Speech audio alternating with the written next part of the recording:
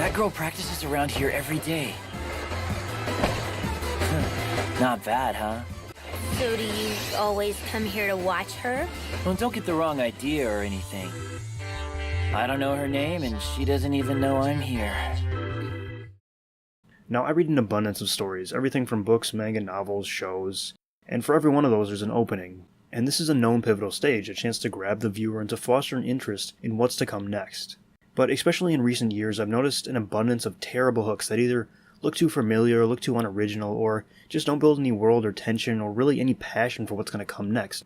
So imagine my surprise, I'm sitting with a friend, I'm catching up with them after I hadn't seen them in a few years now, and sitting on the shelf is Air Gear Volume 1, and I'm just blown away at how potent a beginning this truly is. Now for those unaware, Air Gear is a serialized manga by Oh Great, also known as The Great King in some translations, who's worked on a variety of series such as Tekken and Soul Calibur for some designs, and currently is actually doing the art for the manga adaptation of Bakemonogatari. He's known for his youthful, vibrant styles, his staggering attention to detail, and his natural risque designs. I mean, just look at this, it's ridiculous, but for some reason you just can't look away. It's a 2002 Jump series which chronicles the impassioned youth Iki as he comes to involve himself in the world of Air Gear, which I can really only describe as blades with a V8 inside, because these things, the feats they're capable of just break reality wide open. They're insanely powerful. It's a simple concept, and on paper it reads a bit like a marketing scheme for a child's toy, but it's in the execution where it really shines. So walking through the first chapter, which is a staggering 67 pages long, we're introduced to Iki. We open with this aerial view of through a dilapidated roof into a vacant warehouse, where there's a bunch of street punks, they're fighting, and he's literally throwing people in a fist fight. We make a quick cut to another perspective where there's a darling lass sitting outside thinking to herself aloud, wow, these bros really congregate around our pro tag. And then it switches back to Iki again, and the fight's over, and his side has won the turf war. After a bit of congratulations, the lass steps into the warehouse and is confronted by one of the dudes, and Iki steps in on her behalf and does whatever this is to him. I don't know how to describe this. The pair rides off, not as a couple, but more as siblings, really, and we're told that the other characters we're about to meet are all orphans. But all's not well in the warehouse. The losing side has issued an actual threat, elevating this from a simple scuffle, a simple brawl, to an all-out war. Because apparently Dude A has some street connections and warns of a retaliation which actively intimidates the crowd around him. Now just in this brief kind of synopsis of the opening scene, there's a lot to pick apart. With nearly no exposition, we've gotten that this is a city's underside story. Our setting is the poverty line, street fights, thugs, gang violence. We've got a collection of kids looking to blow off some youthful energy, but not as an organized gang or ring or anything, but there is actual gangs that are extremely threatening out there, we've learned. We know that Iki, our boy and protagonist of course, is a good fighter, level of charisma and some values, but he's also kind of a scumbag.